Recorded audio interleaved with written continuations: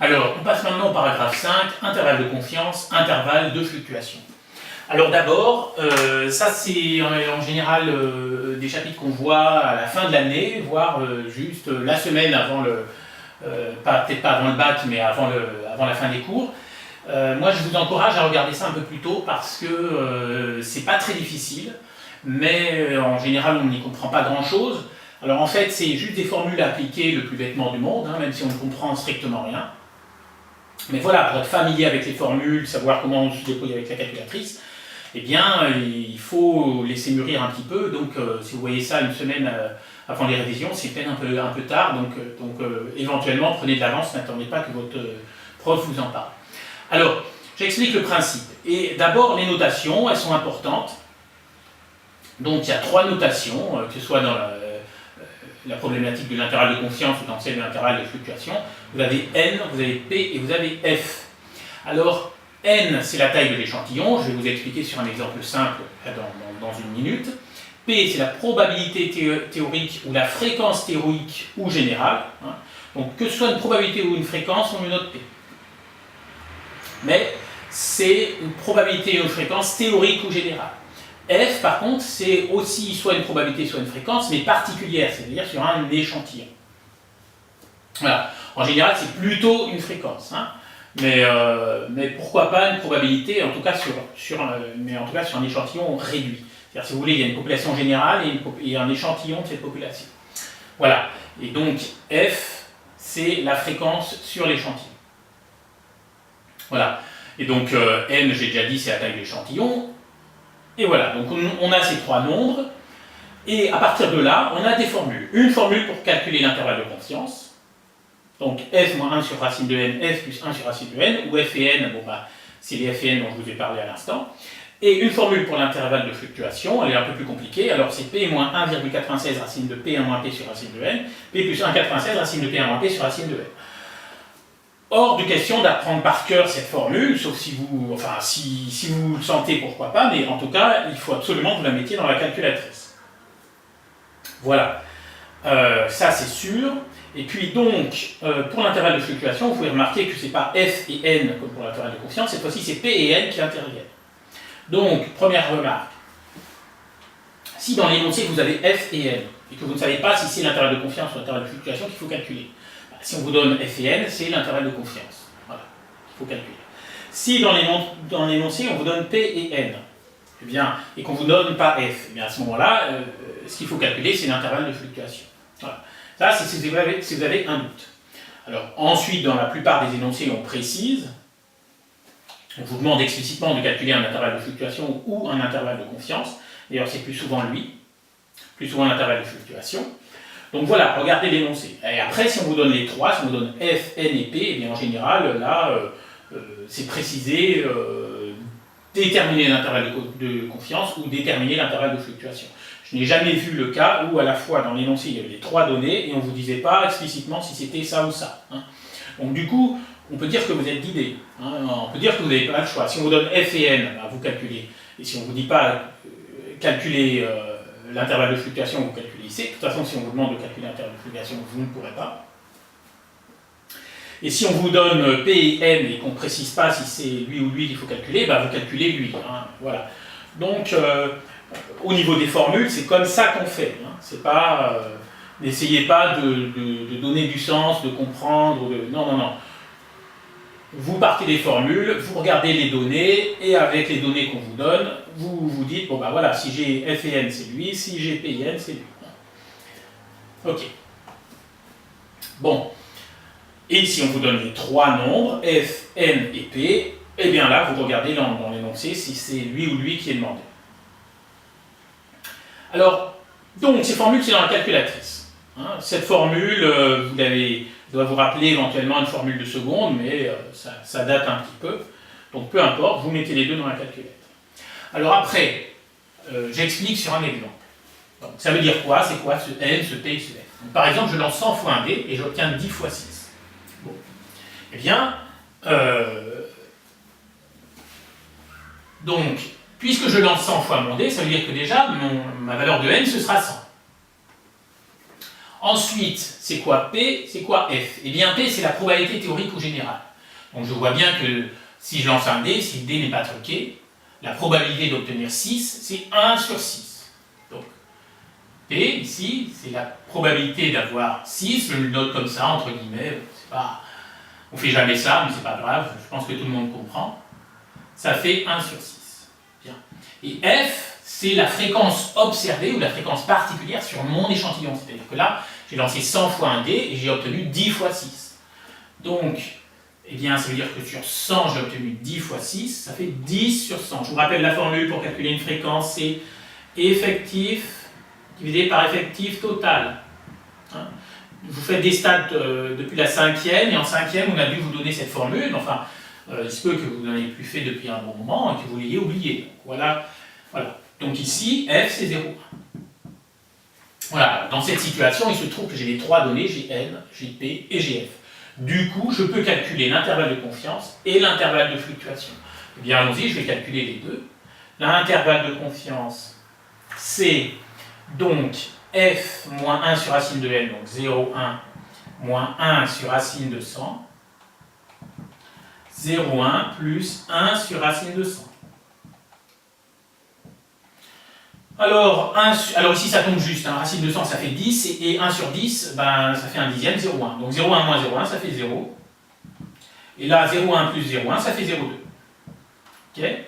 Et l'intervalle de fluctuation, alors c'est plus compliqué, P c'est 1 sixième, moins 1,96 racine de, alors P donc 1 sixième, 1 moins 1 sixième, ce qui fait 5 sixièmes, sur racine de 100,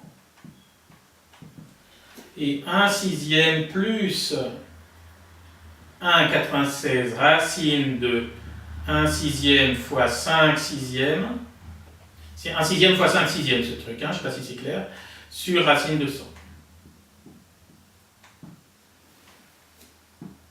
Bon, ça ne va pas tomber juste. Je prends ma calculatrice, faites bien attention aux parenthèses. Alors, soyez en passant, racine, dans tous les manuels, c'est noté comme ça, racine de P1 moins P sur racine de N. Je vous signale que c'est exactement la même chose que la racine, comme racine de A sur B, c'est racine de A sur racine de B, c'est pareil que s'il y avait une seule racine, hein, qui prenait la totalité, comme ça. Hein. Et donc, personnellement, je vous conseille de faire comme ça la calculette, c'est-à-dire que vous mettez une seule racine, ce sera plus simple. Hein. Sinon, au niveau des parenthèses, vous allez en avoir partout. Voilà. Hein. Et donc, pareil ici. Alors, donc, je fais 1 sixième moins 1,96, je mets ma grande racine, 1 sixième fois 5 sixièmes sur 100, donc 1 divisé par 6 fois 5 divisé par 6 fois 1 centième, donc ça c'est pour diviser par 100. Ok, et je trouve 0,0936 et des brouettes.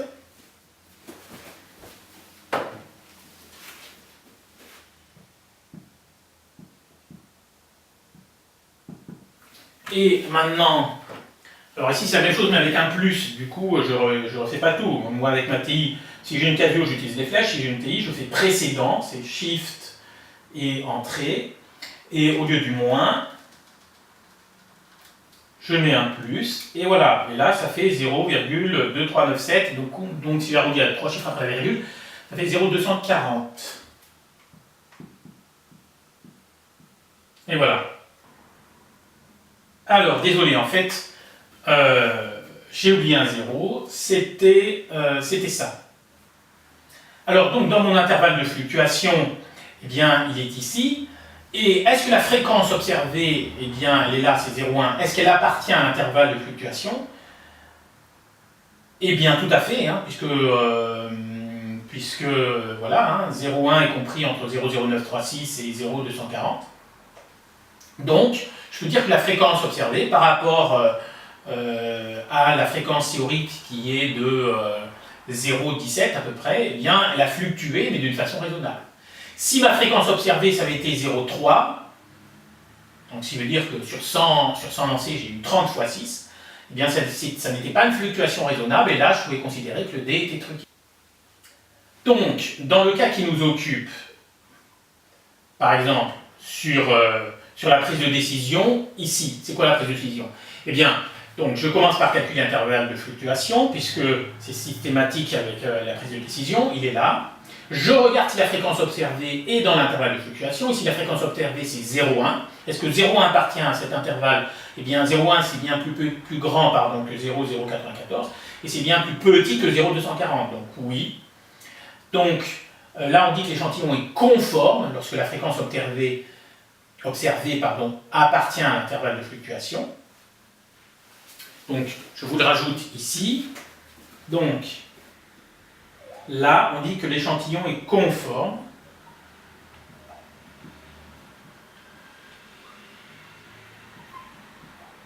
Voilà. Hein. Là, vous pouvez le mettre sur votre copie, ça fait toujours bien. Sinon, l'échantillon n'est pas conforme.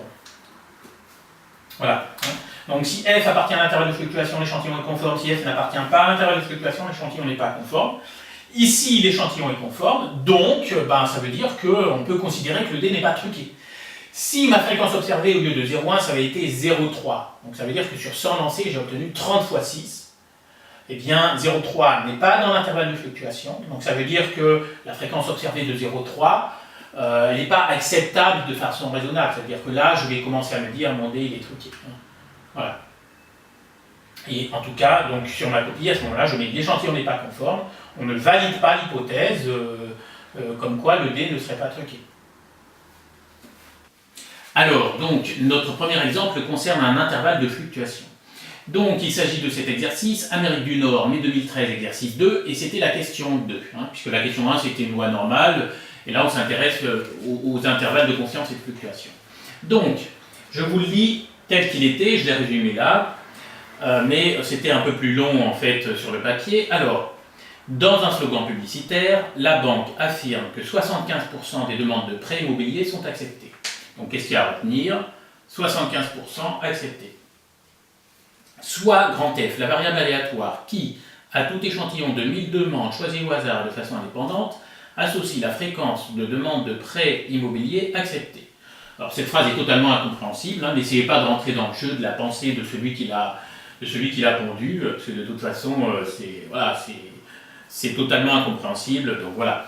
Ce qu'il y a à retenir simplement, c'est que c'est des échantillons de 1000 demandes. Donc là, tout de suite, on tilte. Donc de toute façon, dès que vous voyez un nombre, vous l'entourez, vous le soulignez en rouge. Enfin voilà. Donc puisque c'est des échantillons de 1000 demandes, ça veut dire que dans notre calcul, n vaudra 1000. Voilà, puisque n, c'est la taille de l'échantillon. Donc voilà, c'est tout ce qu'il y a à retenir dans cette phrase. Alors, ensuite, les questions. Petit a, petit b, petit c. Petit a, donner un intervalle de fluctuation asymptotique au seuil de 95% de la fréquence de prêt acceptée par la banque. Donc, j'ai résumé par IF égale, donc il faut trouver l'intervalle de fluctuation. Bien. Petit b, dans une agence de cette banque, on a observé que sur les 1000 dernières demandes effectuées, 600 demandes ont été acceptées. Énoncer une règle de décision permettant de valider ou non le slogan publicitaire de la banque au niveau de confiance 95%. Donc là, il s'agit plutôt d'une question de cours, puisqu'il faut énoncer une règle de décision, mais ceci dit, il y a quand même un petit calcul à faire. Sur les 1000 demandes, 600 sont acceptées, donc il faudra calculer la fréquence observée. Et je vous rappelle, donc ça c'est une formule qu'on voit en cinquième, mais que vous n'avez pas forcément pratiqué beaucoup depuis, donc vous avez pu l'oublier. Donc la fréquence, on fait l'effectif divisé par l'effectif total. Donc là, la fréquence observée, il faudra la calculer, ça donnera 600 divisé par 1000. Voilà. Donc voilà pour le petit b. Et le petit c, que peut-on penser du slogan publicitaire de la banque? Eh bien, donc là, si vous voulez, c'est logique. On a calculé l'intervalle de fluctuation, on a calculé la fréquence observée. Et là, soit la fréquence observée est dans l'intervalle de fluctuation, et à ce moment-là, on dit, le slogan n'est pas, a priori n'est pas mensonger, enfin, on valide l'hypothèse que ce n'est pas mensonger. Soit la fréquence observée n'est pas dans l'intervalle de fluctuation, et à ce moment-là, on dit, l'hypothèse comme quoi la banque ne ment pas est invalidée. On ne la valide pas, c'est-à-dire qu'on pense que la banque ment. Voilà. Donc voilà, elle grossit son chiffre pour se faire des clients, mais elle ment. Voilà, donc ça c'est pour la démarche générale. Maintenant on rentre dans les calculs.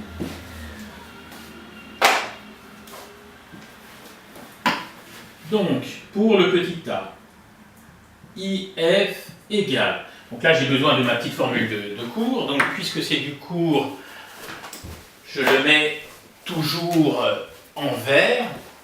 Alors, l'intervalle de fluctuation, c'est P moins 1,96 racine de P1 moins P sur racine de N. Et je vous ai dit, en fait, vous pouvez faire une seule racine, en fait. Et puis, c'est P plus la même chose, en fait. 1,96 racine de P1 moins P sur racine de N. Ça, c'est le cours. Okay. Donc, sur ma copie, bon, bah, éventuellement, je peux la recopier, hein, ça ne mange pas de pain. Donc, P moins 1,96 racine de P1 moins P sur N. Bon, là, j'ai décidé de mettre une seule racine. Pourquoi pas?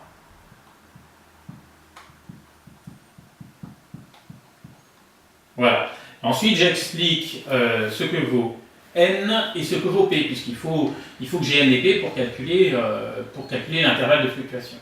Alors, ici, N, je vous l'ai dit tout à l'heure, c'est 1000, puisque c'est la taille de l'échantillon, et ici, c'est un échantillon de 1000 demandes. Et P c'est la probabilité théorique ou générale, et là, elle affirme 75% des demandes sont acceptées, donc la probabilité théorique, c'est 0,75. Voilà. Donc après, ben, je remplace, hein, donc ça fait 0,75 moins 1,96 racine de, alors P c'est 0,75, 1 moins P, ben, ça fait 1 moins 0,75, ça fait 0,25. Là, 1000, toc.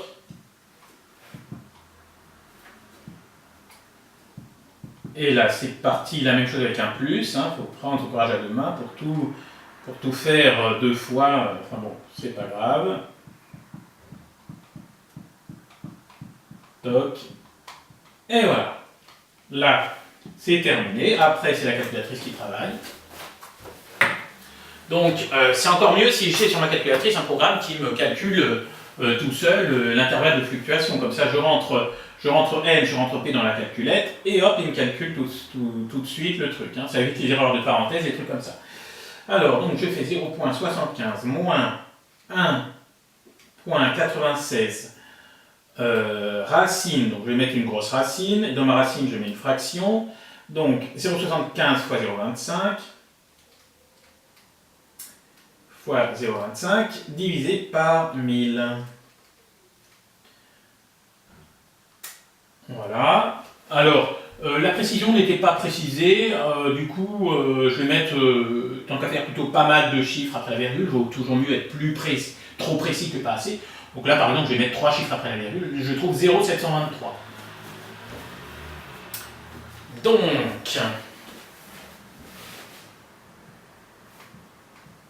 0,723.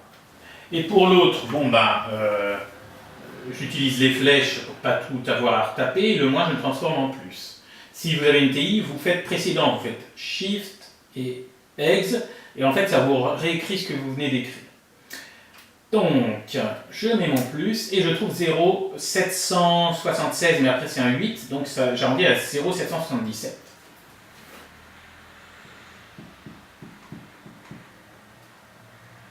Hmm. 0,777. Voilà, donc là j'ai mon intervalle de fluctuation.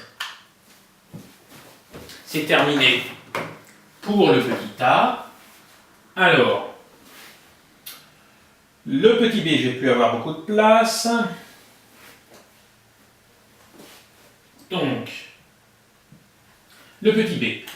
Sur 1000 demandes, 600 sont acceptées, énoncer une règle de décision. Donc, je vous ai dit, d'abord, il faut énoncer la règle, et ensuite, il faut calculer la fréquence observée.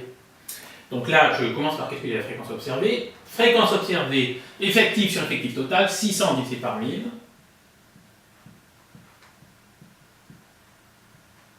Et 600 divisé par 1000, bah, ça fait 0,6. Et donc, c'est quoi la règle? Eh bien, la règle, c'est si f appartient à if, on valide l'hypothèse qui consiste à dire, bon, ben, effectivement, 75% des demandes sont acceptées.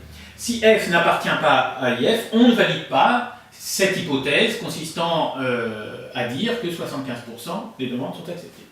Donc, si f, on ne dit pas encore si la réponse est oui ou non, ça c'est pour le petit c, hein, on est d'accord. Si f appartient à IF, on valide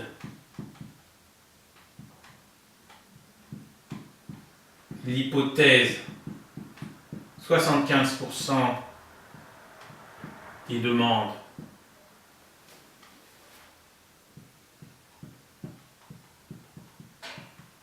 sont acceptées. Sinon, on ne valide pas. Voilà. Hein, ce sera toujours... ça, si vous voulez, c'est une question de cours. C'est-à-dire que c'est toujours cette démarche et voilà. Bon, ok, donc pour le petit b, c'est terminé. Petit c, que penser du slogan? C'est là qu'il faut regarder si, oui ou non, f appartient à IF. Eh bien, f, c'est 0,6. Est-ce que 0,6 appartient à cet intervalle? Pas du tout. Hein. Donc, il faudrait que ce soit entre 72,3 et 77,7%. Et là, c'est 60%. Donc, f n'appartient pas à IF, on ne valide pas. Alors, donc mon petit c, je vais le mettre par ici, parce que ça va être court. Hein. Donc, petit c, f n'appartient pas à IF. Hein. On peut mettre, si vous voulez être plus précis, vous mettez 0,6, n'appartient pas à 0,723, 0,777.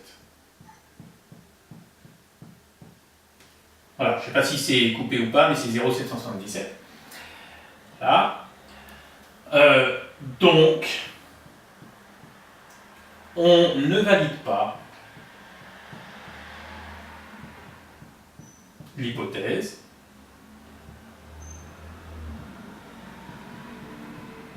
et alors, pour répondre un peu plus complètement à la question, puisque la question c'est que penser du slogan? Eh bien, ce qu'on pense, c'est que la banque ment. On peut penser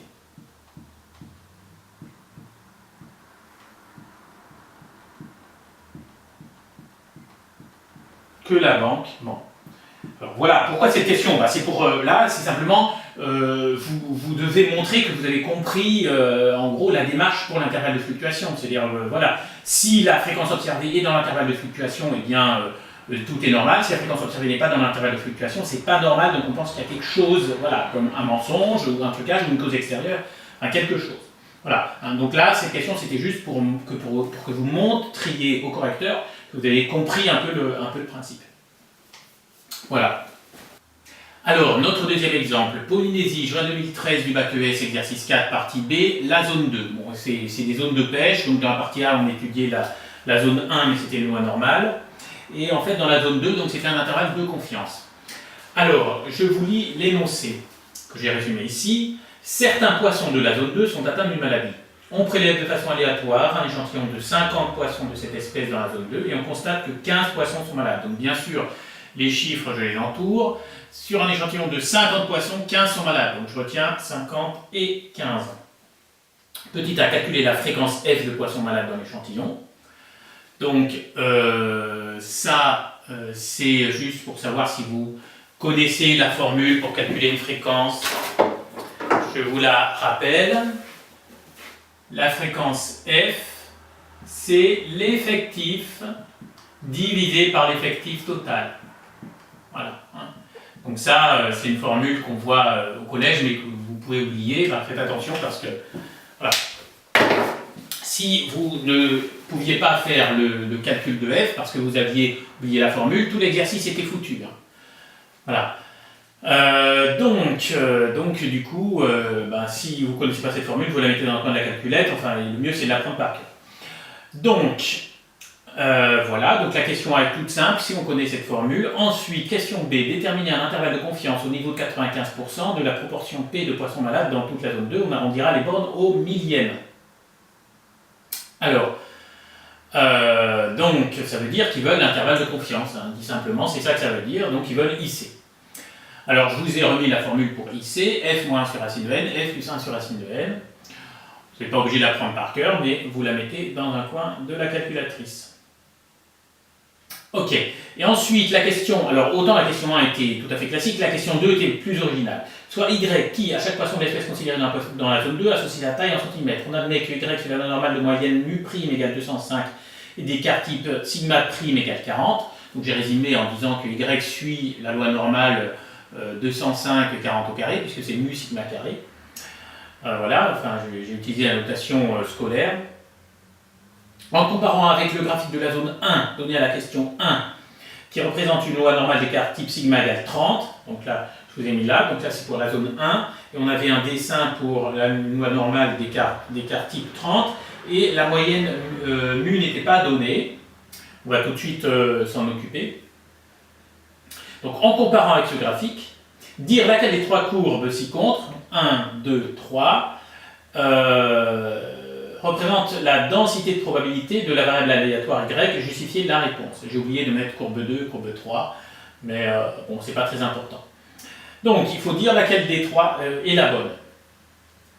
Ça, c'était plus original parce que du coup, il fallait avoir compris un petit peu ces histoires de largeur de pic, enfin des choses comme ça. Bon, ben voilà. Donc, allons-y.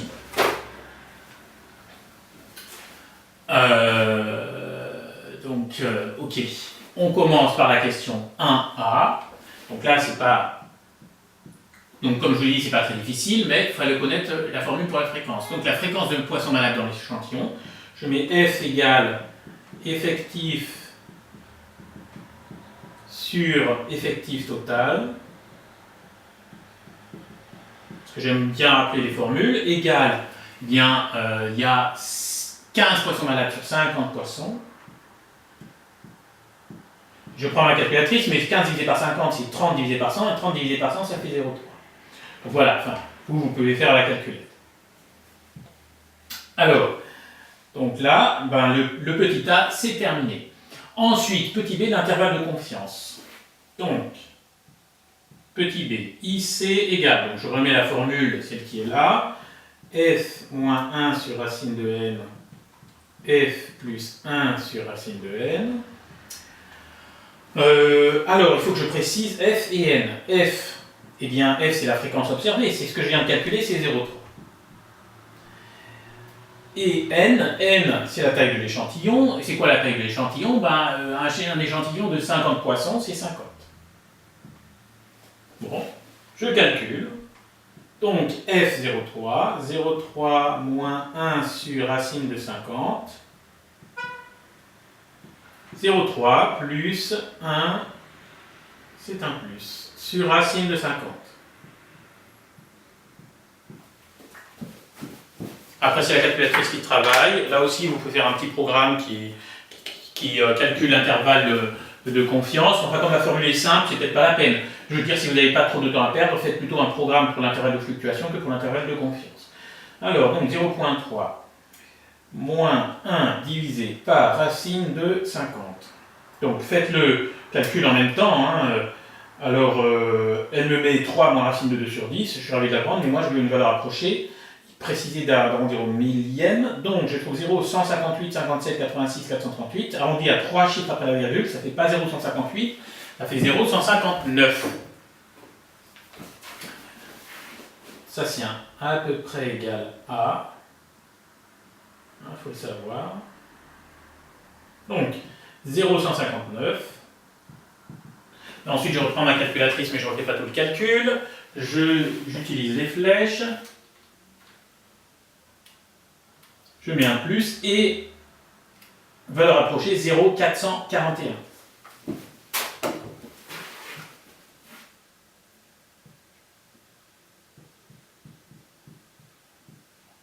Voilà. Alors, ensuite, la question 2. Alors, là, c'était original et peut-être un petit peu compliqué, alors je vous explique. La question 2, alors d'abord, dans la partie A, dans la zone 1, donc, il y avait l'écart type qui était 30, mais il ne précisait pas la moyenne. Alors, vous devez savoir que la moyenne ou l'espérance, eh bien, sur une courbe en cloche, sur une gaussienne, enfin, sur une courbe qui représente une loi normale, si vous voulez, mais ça s'appelle une gaussienne, eh bien, c'est l'axe de symétrie. C'est-à-dire, il y a un axe de symétrie. Sur mon dessin qui n'est pas très joli, on ne le voit pas trop forcément. mais il est là. Il passe par le sommet, voilà. Et là, on lit sur l'axe des x la moyenne ou l'espérance mu. Donc, ici, en fait, et d'ailleurs c'était demandé dans la partie A, il fallait préciser la moyenne, et bien c'était 150. Voilà. Donc, ensuite, j'ai le choix entre la courbe 1, la courbe 2 et la courbe 3. Alors, donc ce dessin, c'est pour la voie normale de moyenne 150, d'écart type 30. Mais, ici, enfin pour Y, j'ai une loi normale de moyenne 205 et d'écart type 40. Donc la première chose, c'est que je regarde la moyenne et ensuite l'écart type. Alors, celle-ci, regardez plutôt sur le sujet parce que sur mon dessin, ce n'est pas forcément précis, mais on voit que la moyenne, c'est un peu plus de 200. Pour celle-ci, la moyenne, c'est un peu plus de 200. Pour celle-ci, la moyenne, c'est à peu près 150. Donc déjà, celle-là, on élimine. Voilà. Et alors ensuite, on est obligé de regarder l'écart type. Ici, l'écart type, c'était 30. L'écart type, ça mesure l'étalement de la courbe. C'est-à-dire, avec un grand écart type, vous avez une courbe bien aplatie. Avec un petit écart type, vous avez une sorte de pic. Donc là, c'était 30. Et donc, il fallait comparer les étalements. Alors en fait, celle-là, on voit qu'elle est plus étalée. Celle-ci, elle est plus étalée que celle-là. Et celle-ci, elle est plus resserrée, elle est moins étalée que celle-là. Donc, celle-ci, elle a un écart type plus grand. Celle-ci, elle a un écart type plus petit. Bon, parfait. Alors, ici, Y, son écart type, c'est 40. Alors que X, son écart type, c'était 30. Donc, il faut un écart type plus grand. Donc, c'est la courbe 1. Et donc, j'élimine la courbe 2. Voilà. Alors, qu'est-ce que je mets sur ma copie? Alors, est-ce qu'il demandait de justifier? Oui, justifier la réponse. Donc, je suis obligé de justifier. Alors, donc, j'ai éliminé la courbe 3 parce que son espérance ou sa moyenne, c'était 150. Et j'ai éliminé la courbe 2 parce que son écart type était plus petit. Voilà, et donc c'est la courbe 1. Donc je mets ça sur ma copie. Alors, la courbe 3 n'est pas la bonne, car elle représente une loi normale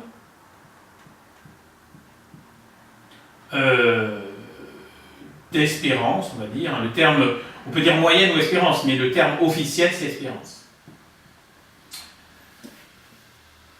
Une loi normale, ça c'est un N.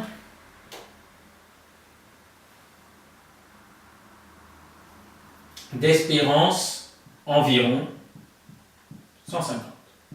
Ça, d'accord, donc ça c'est un 50. Voilà. La courbe 2. Alors, qu'est-ce qui se passe avec la courbe 2? Elle est plus resserrée que celle de la zone 1.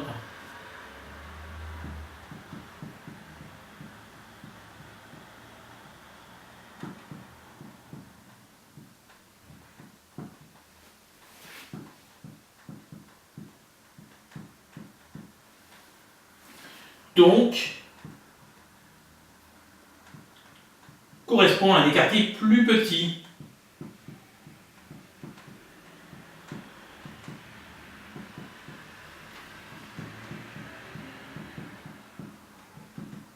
Là, je peux dire, or, 40 est strictement plus grand que 30. Sous-entendu, 40, c'est l'écart type pour Y, et 30, c'est l'écart type pour X. Bon, voilà, je sais pas, sinon il faudrait détailler, je ne vais pas faire 10 lignes non plus. Donc, ce n'est pas la bonne courbe. Et donc, je conclus que c'est la courbe 1 qui est la bonne.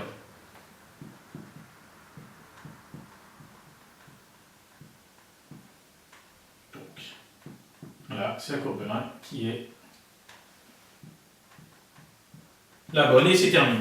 Voilà, donc c'était pas très difficile, mais fallait pour répondre à cette question, il fallait avoir compris un petit peu graphiquement que, ben voilà, La moyenne, c'est l'axiosymétrie, et l'étalement de la courbe, c'est l'écart type. Si celui qui ne savait pas ça, ben, il ne pouvait pas répondre correctement.